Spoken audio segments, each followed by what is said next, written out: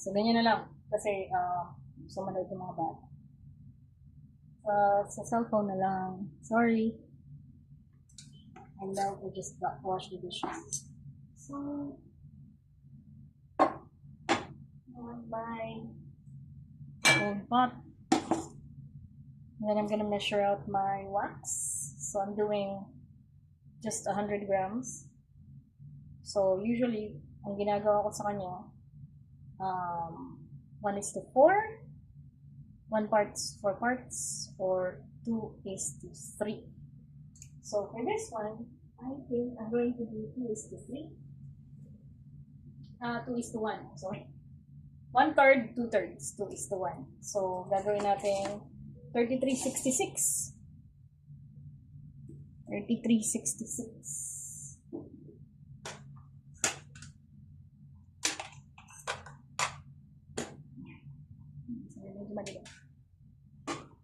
So yeah, I'm only making one.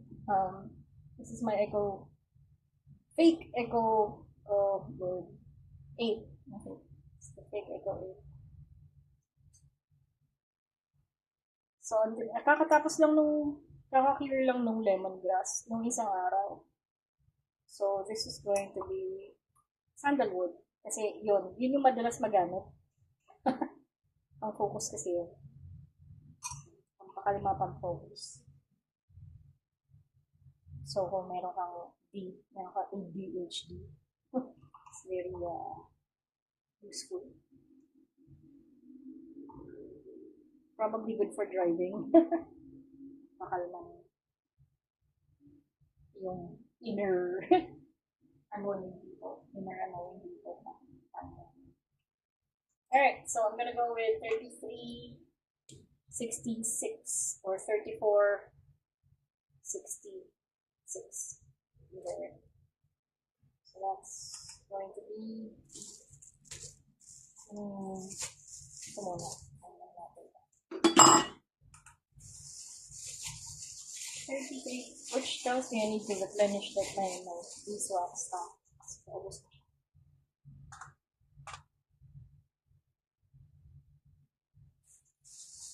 Ayun, so if you've never seen me do this before, you usually get these, if you don't get these in pellets, you get them like in huge chunks. So what I do is I just melt them and then pour them here para madali siyang madali siyang tanawin. Mahirap, tsaka madali siyang ikat. Kasi ang hirap ikat nung parang soap bar. Really difficult to use. Okay, so this is already 33.24.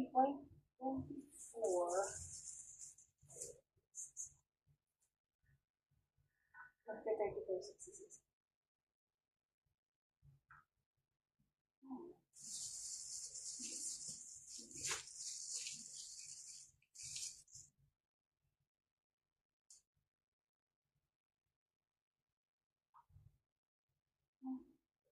So, may mga bear na mawala ng pera.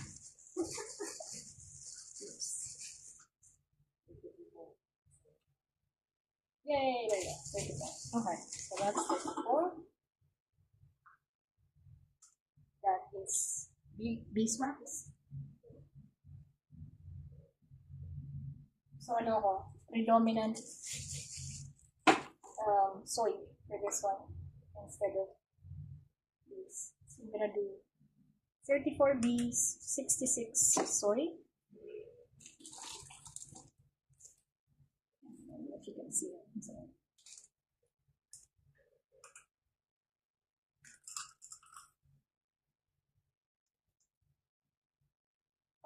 sorry.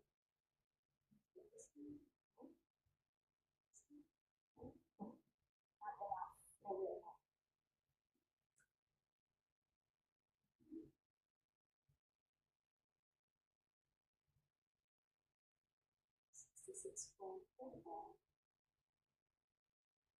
Oh, great. There we go.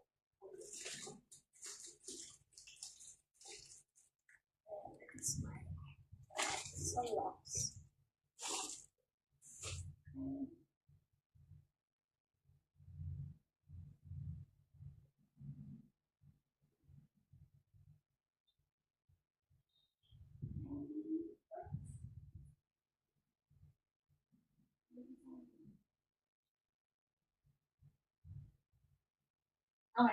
So I've got my beeswax and my soy wax, and I'm gonna combine both. So I've said this before, I'll say it again. Mas maganda kasi siya in combination kesa mag-isa lang. Kasi yung soy wax masyado siya malambot. So mabilis siya maubos. Tumatagal siya. Yung ganito, siguro tatagal to mga 10 hours, 12 hours lang. Yung beeswax naman, you can actually tell. I'll show you. Diba? Diba siya? So, this is really soft. It's in stupid soft. This is really hard. If you've ever seen beeswax, it's really hard. So, ibig sabihin, pag pure beeswax naman, ang tagal bago maubos.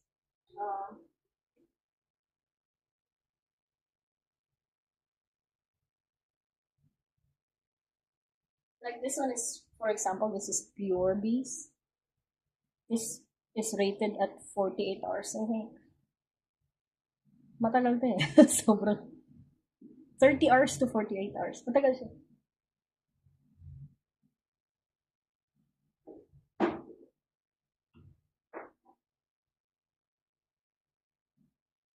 This is the last one I made. This one's lemongrass. Same mix. So soy and can't see very well. It's soy and bees. Same ratio. So makikita mo naman yung difference niya. Ang pangit ng lighting ko. Pero this is creamy. Para siyang Eden cheese, actually. Kung if you're thinking about a comparison. Mukha siyang Eden cheese. Ganun din yung feeling. Ito, obvious na hard wax.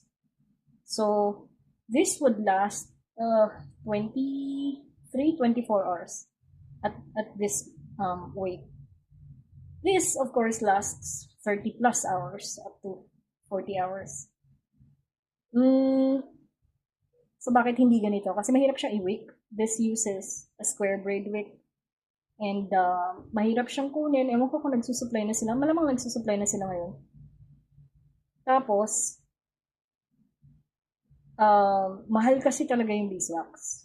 Yun na. Mahal talaga yung beeswax. So, this would cost, kung actual pricing, yung actual market pricing, nasa 300 to 400. So, hindi siya buyer friendly. Lalo kung ginagamit mo talaga siya. Whereas, soy wax is a lot cheaper. Siguro, ano ba, 1/3 of the price? Or half? Parang 1/3 yata. Basta, mas mura siya ng sobra. So, ang ginagawa ko, halfway point. Instead of pure, kasi ito, kung soy lang siya, siguro 10 to 15 hours lang. Mabilis masyado. So, i-combine mo siya. Konti lang yun eh, di ba? 1/3 to 2/3 lang.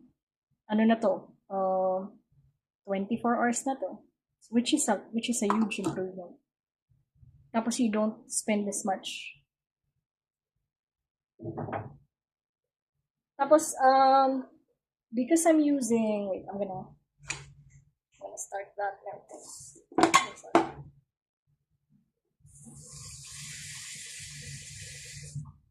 And yes, this is a chocolate melter. I have the regular candle melter, wax melter. Kaso mas masarap mas maganda siya mas maganda yung pour nito actually kaysa dun sa wax sa melting pot. Kasi may yun eh, may bend. So nagka-cluster siya dito. Ito pag nagda-dry, smooth. So hindi siya nagka-clump, which is really nice. Only put enough to touch the bottom of the pot kasi otherwise tatalamsik siya doon sa loob ng pot, which you don't want. And then if this is your first time doing this, probably not, but if this is your first time doing this, hindi natin siya dinidiretso doon sa heat kasi masyadong mataas yung temperature, so masisira yung wax. Eh ang boiling point ng water is 100. So hanggang 100 lang talaga. So nag-a-average siya sa 100. Naglalagay sa 100 yung water natin. Tapos yun lang yung magka-touch dito. So okay lang. It's not gonna get damaged. Kaya siya water back. Okay, we're gonna let that melt. And then, ang gagamitin ko is sandalwood. This is a bit old, but it's for myself, so I don't care. Inuubos ko na nga lang siya. So sandalwood for, what do you call that? Focus. Yeah. It's for calming and focus. Tapos, what do you call this? Maybe na doon natin. Wala ka naman. Pero okay na. Bibigas na siya. Yan. So, ang matangkinig ko. Okay, bibigas siya. So, mainit lang yung parang. Ay, hindi makasama. Yes. We will comply. Sayang kasi. Gagana pa rin ako. Tapos para sa akin lang. So, anyway, for this, I'm gonna be using 10%.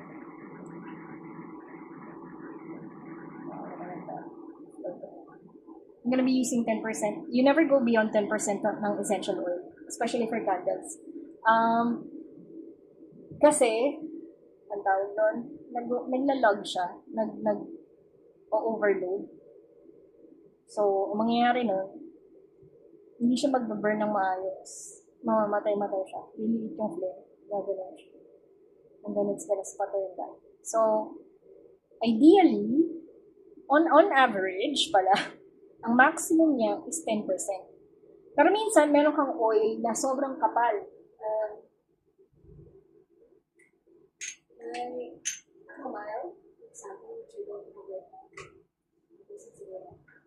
Chamomile, sobrang kapal ng oil nun eh. So, hindi ka siguro makaka 10%. Baka mga 9% or 8% pa lang. Depende, you have to test. Kasi, masyado siyang viscous. Masyado siyang dense. Tapos, pag binurn mo siya, nag-overload siya agad. So, yeah. Anyway, so this is sandalwood. Tapos, ang oil density niya is 974.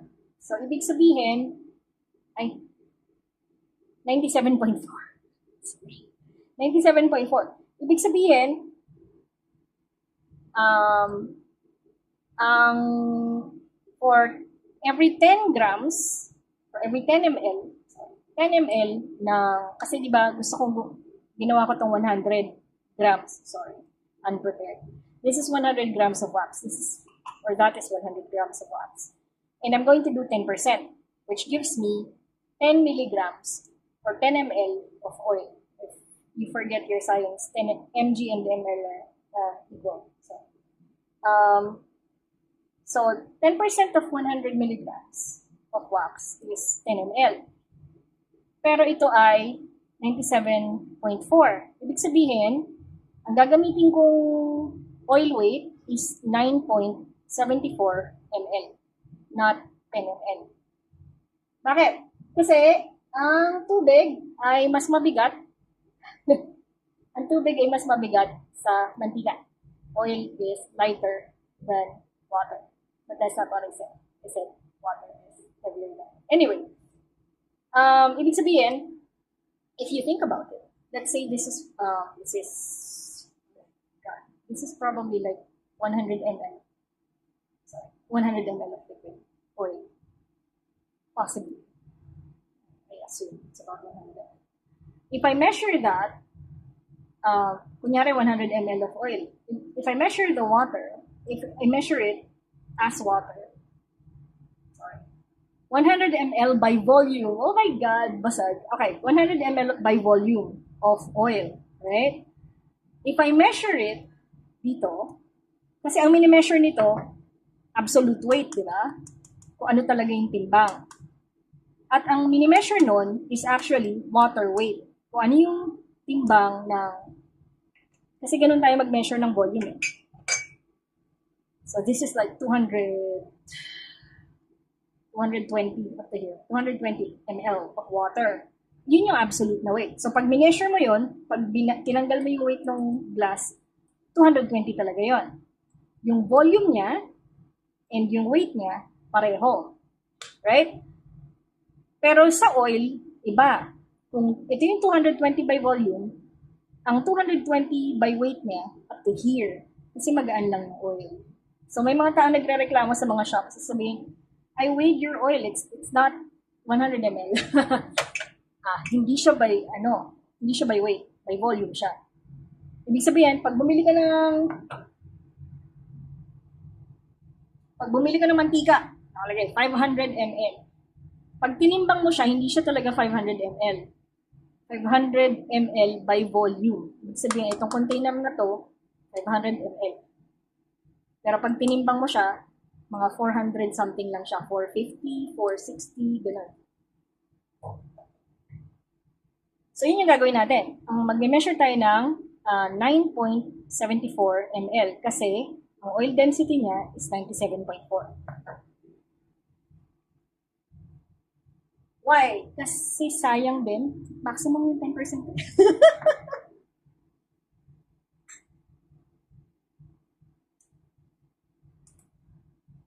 Do you have to do that? Well, if you don't want to do the calculation, because you're lazy, gawin mo 9%. 9% lang. Huwag mong gawin 10%. Kasi kung 10%, malamang lalagpas ka. So, 9% na lang. Tinatamad ka mag-check eh. Pero kung may time ka mag-check, check mo lang yung oil density. Nag-google naman yun. Sandalwood oil density. Lavender oil density. Kasi yun. Kung ayaw mo mag-check, 9%. Top off at yung 9%. Para safe.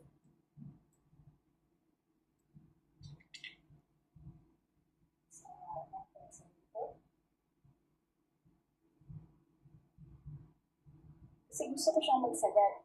Mag-maximum 10%.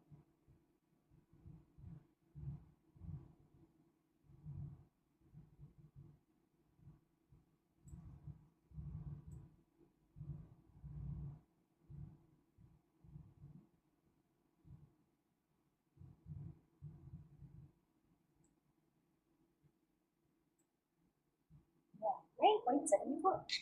Yay!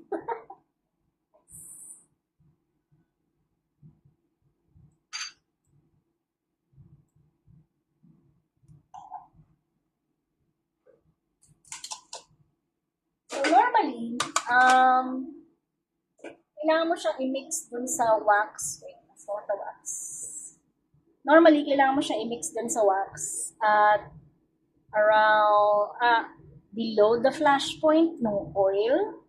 Pero mataas kasi yung, flash point ng sandalwood. So, it doesn't matter. Mga 85 degrees yata siya. Parang gano'n. 81 to 85 degrees. So, it doesn't really matter kasi it's really quite high. Pero kung halimbawa, gumamit ka ng lavender, mababa lang yung lavender, parang 60 something lang yun or 70. So, kailangan mo mag-measure ng temperature ng wax. Pero ito kasi, hindi naman ito aabot ng 100. Ang melting point ng beeswax nasa 70, 65 to 75, parang gano'n. Hindi ko sinasa ulo, pero it doesn't really matter. You have to just remember the ballpark figures. Ang melting point ng soy is around 45 to 51 degrees Celsius. So, ibig sabihin, pag nag-melt to, nasa 70 something lang, less, maybe 65 to 75. Ibig sabihin, hindi talaga aabutin yung flash point na sandalwood. Not everybody gives a shit about, language. Not everybody cares about the flash point. The reason why we do that, kasi nagiging volatile yung essential oil. Pag lumalagpas siya sa flash point, nagde-degrade na yung oil. So, nawawala yung top notes eh. Tapos susunod yung base notes. Nasisira na siya. So, hindi rin masyadong if you want the smell, the oil to, the integrity of the oil to be retained, bababa ka doon sa flash point niya. So, again, yung sandalwood, mataas naman yung flash point. Ang mga nasa 80, sandalwood, jasmine, ilang-ilang, gano'n. So, pagka ganun yung essential oil mo, okay lang. Pero kung lavender, chamomile yun, hindi ko maalala kung anong chamomile. Lavender, mababa. Peppermint, sobrang baba. Nasa 40 something na peppermint. Mababa yung peppermint. Yung lavender, mga 70, 60. Yung mga citrus, mga lemon, gano'n. Hindi siya advised sa kandila kasi masyadong mababa yung flash point niya. Nasa 30 something lang. So, nagde-degrade talaga siya. Pang ano lang siya talaga. Pang diffuse lang or pang room spray. Nagawa ka ng linen spray. Pero kung kandila, dapat yung hardier na oils. So, mga sandalwood, jasmine, ilang-ilang, mga ganun. Para hindi nasisira yung oil. Pwede rin naman na hindi essential oil. Pwede rin naman na, ang tawag doon? Fragrance oil lang. Wala namang issue yun. Same din, maghahanap ka din ng flash point para okay din yung amoy niya. Or baka maibigay yung yung distributor na specs. So, mas okay. Difference, medicinal benefits. Kasi syempre, gamot pa rin naman kasi essential oil. So, kung gusto mo ng amoy lang, di fragrance oil na lang. Baka may allergy ka pa sa iyo.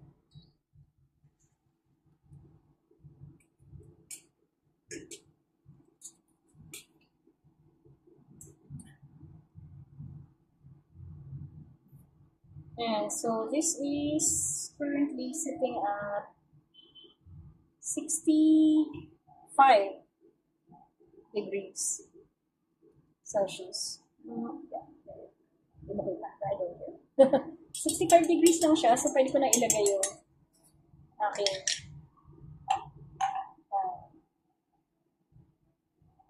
sandalwood.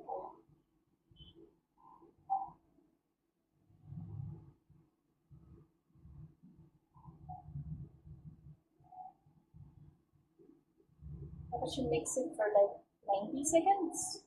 I don't really care. Just make sure it's mixed well.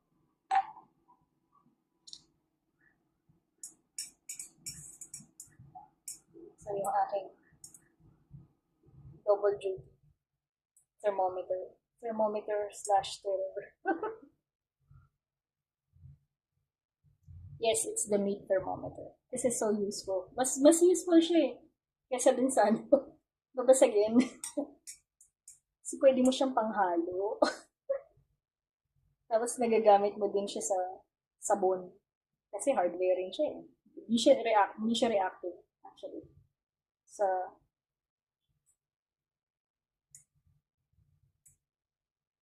I just need the same to mix together.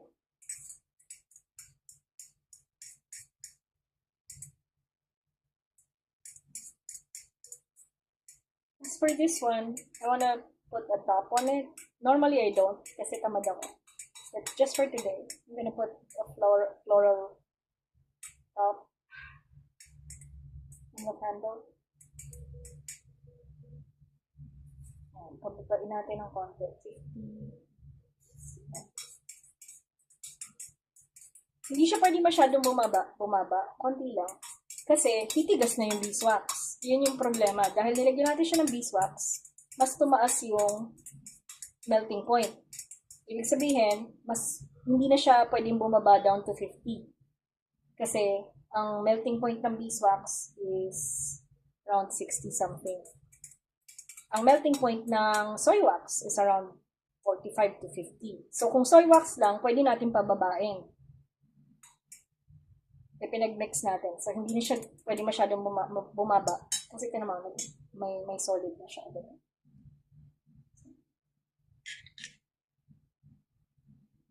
Ayan, tapos nag-ano na siya, nagta-translucent na siya.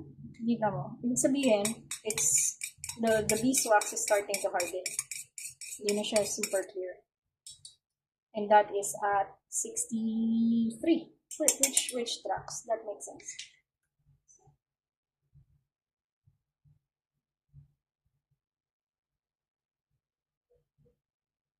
Yeah. Alright. So, flour first.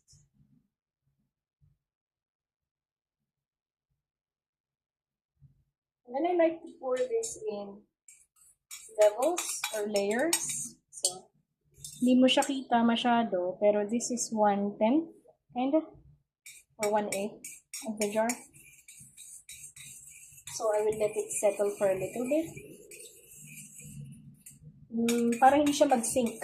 Kasi di ba, nagko-compress, nag-expand siya kasi mainit. Tapos habang lumalamig siya, nagko-compress siya. So, pag binuhos ko siya ng sabay-sabay, magkakaroon ka ng sakit ng kandila, which is nagdidip siya or nagkakabubble siya sa gitna.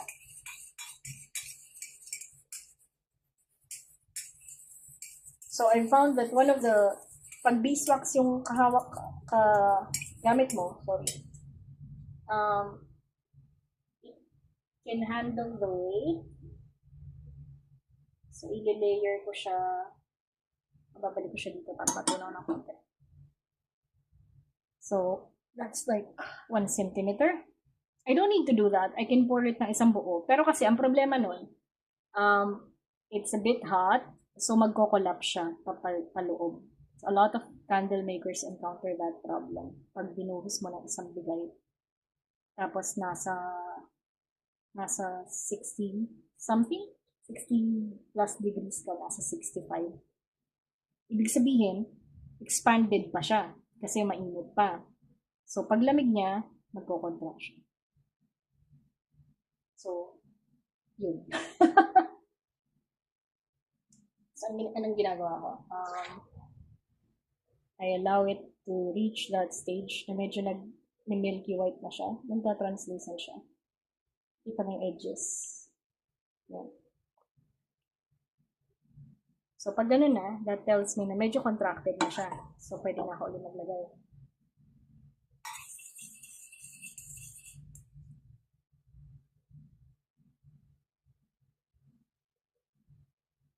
Yan, balik ko siya ibuhos sa isang buo. Medyo konti ito. Normally kasi, pag nagbebenta ako, nasa 150 to eh. 150 to 180. So, ang ginawa ko today, 100 lang. Kasi para personal use lang naman eh.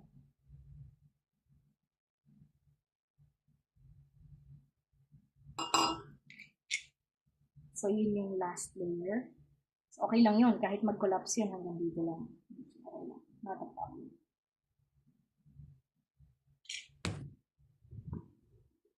Yeah, it's actually cool enough to be translucent. Diba? Tapos, pag nagtigas na yan, pag nag-harden na siya, yung edges makikita mo naman nag-harden na.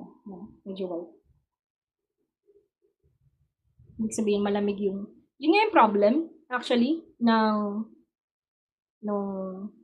pag-pour ng mainit. Malamig yung container.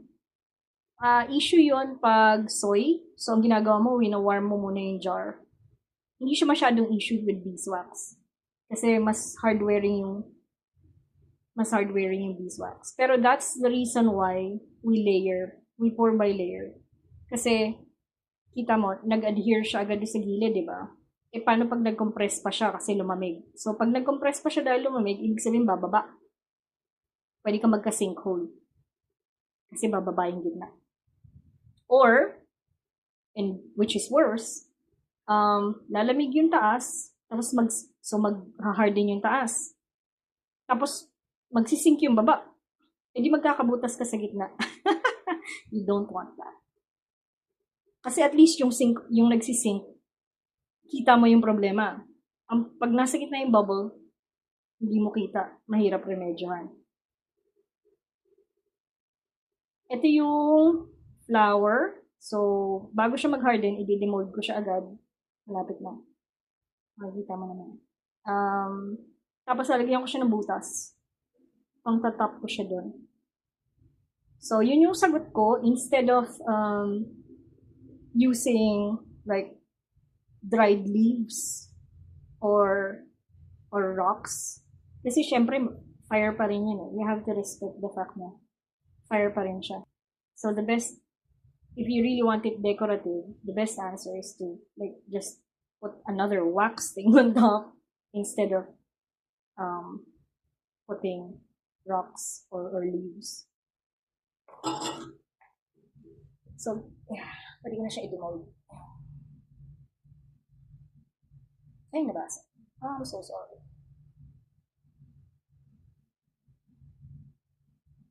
Tapos siya ngayon. Sorry. So, anong gagawin mo pagka ganon? Gagamutin mo siya. Ganyan.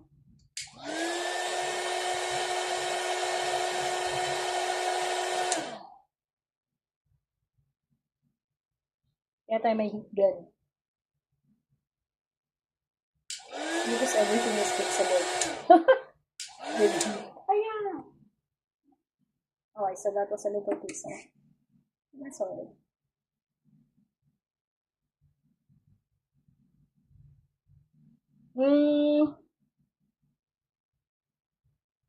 Okay lang yun. Yun ang hihintayin ko eh. Mag-harden to. Tapos yun, mag-cure siya for 2 days. And then after 2 days, ganito yung lalabas. Pwede na siya ibenta after 2 days kung magbibenta ka. Anong mangyayari pag hindi mo siya kinure? Hindi masyadong tatamak. Kumbaga sa pagkain, tumamak yung lasa. Diba? Hindi siya masyadong tatamak. Give me another word for tatamak. Hindi tatapang yung amoy, yung lasa mo. Hindi tatapang yung amoy. Medyo mild. So I'm gonna wait for this to harden and then I'll record the next step. So we're gonna try this one again. Hopefully it doesn't break. I'm pulling ka ngayon. Wonder why. Break na naman siya. Okay, that doesn't want to cooperate. So I'm just gonna brute force it.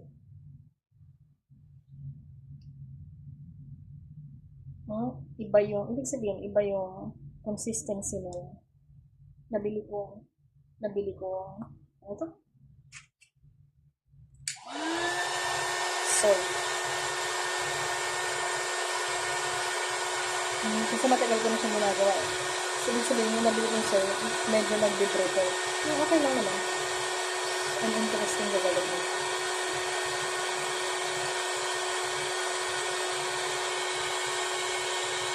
Yes, this is called patigasan tayo na ulo.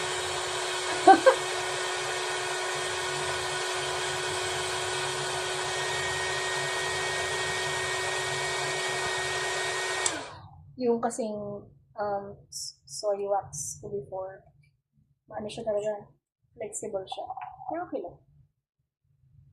Every producer has their own guide. So it makes it a different way, I suppose.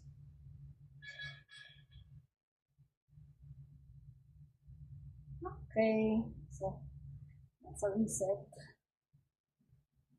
Dahil sayang din eh. Since I'm doing this anyway, might as well. I had leftover candles and I poured them into, I put them into, I'm trying to remove them. And they were really quite useful. So I'm not gonna use it here, but kasi this has essential oils, this has lemongrass. Pero gagamitin ko siya dito. So, in case you don't do it yourself. So, dito ko lang siya ilalagay sa handle. Not dun sa may flavor. May lemongrass eh. So, ang buff mo siya dun sa ano. Ang buff mo siya dun sa wood. It seals it in. It seals the wood. So normally what I do when I'm buffing my wood. Lord, when I'm when I'm waxing my wood, shit. Do I have wood? No, I don't. Okay. This wood.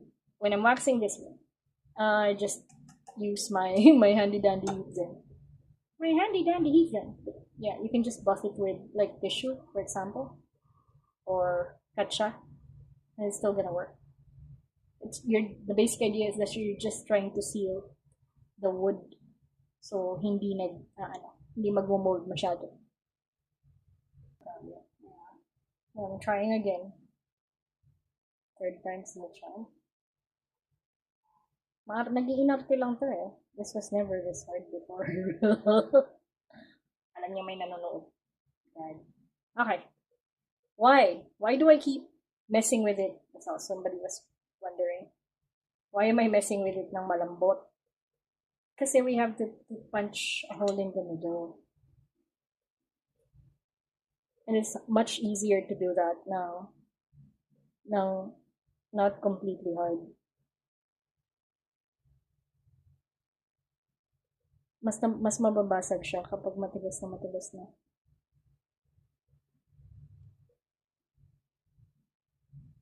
Kaya kumbaga sa itlog malasado. Yung hindi pa super hard, hindi pa siya super settled. Yeah, that's why. Di naman ako, di naman ako walang EQ, grabe. May EQ naman akong konti. Walang patience eh. Hindi. Kasi kailangan siyang kailangan mo siyang i-punch. Para dun padadaanin yung wick. Mahirap kasi siyang gawin pag solid na, pag super solid. So it's best to actually have it this soft. Trial and error. You figure it out eventually. Nababasag kasi siya. Walang EQ eh. Nababasag kasi siya pag sobrang tigas. Shows what you know. Grabe.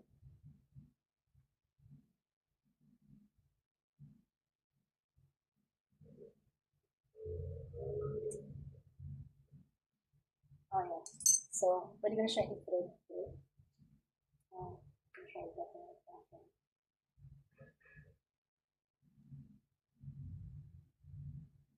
Yay! Work. Legend.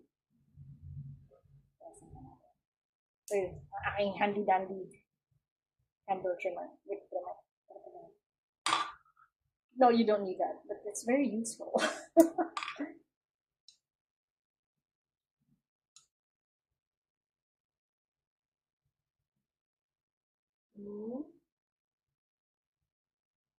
Because you can reach in.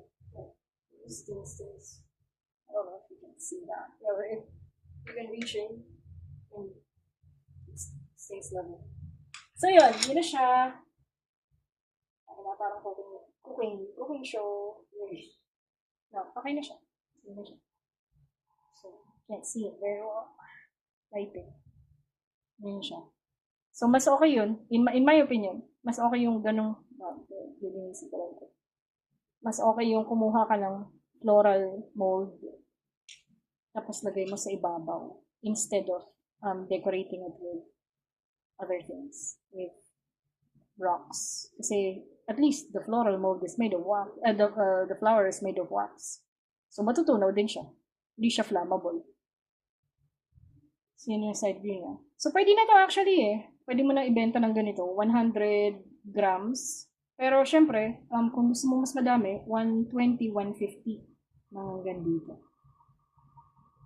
This would, ang mahal dito yung jar eh. So hindi ito yung ginagamit ko lately. Yung ginagamit ko yung parang mayonnaise jar.